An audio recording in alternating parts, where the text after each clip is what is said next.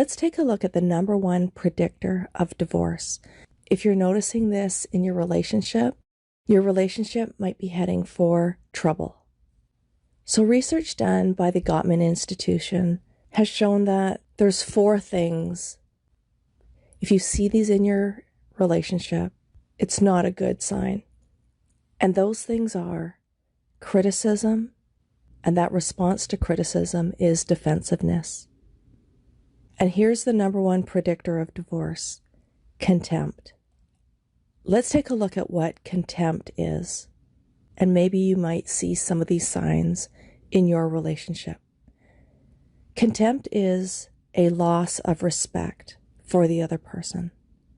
And it really comes from a place of feeling like the other person is inferior.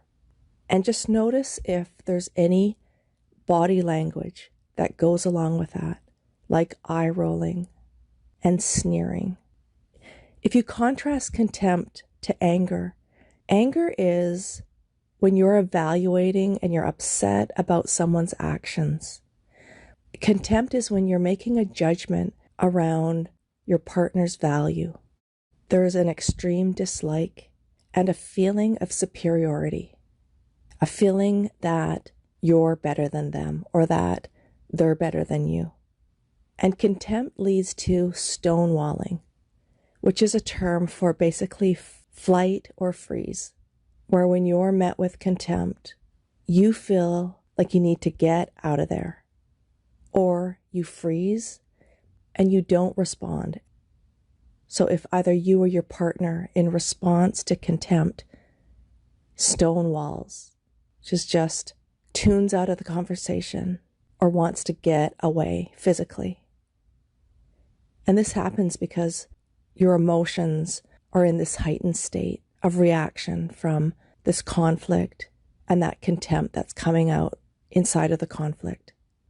And so this might be coupled with unresolvable conflicts, where you just can't see eye to eye, where you're not being validated about what you think or what you feel about this conflict.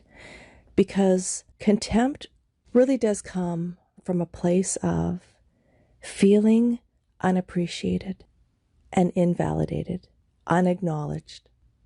And so there's that humanity underneath the contempt, where either you or your partner really doesn't feel valued or appreciated.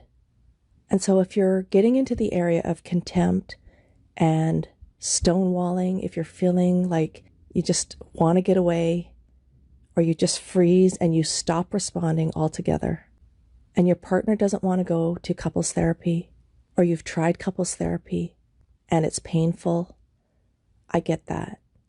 This is a good time to do a session of hypnosis, connect with the answers and the resources in your subconscious mind. Here's what I believe, is that you already have the answers to these conflicts, to where your relationship is heading. And you can do hypnosis on your own. You don't need your partner's buy-in. And hypnosis can give you the answers to what's happening with this contempt and with this conflict.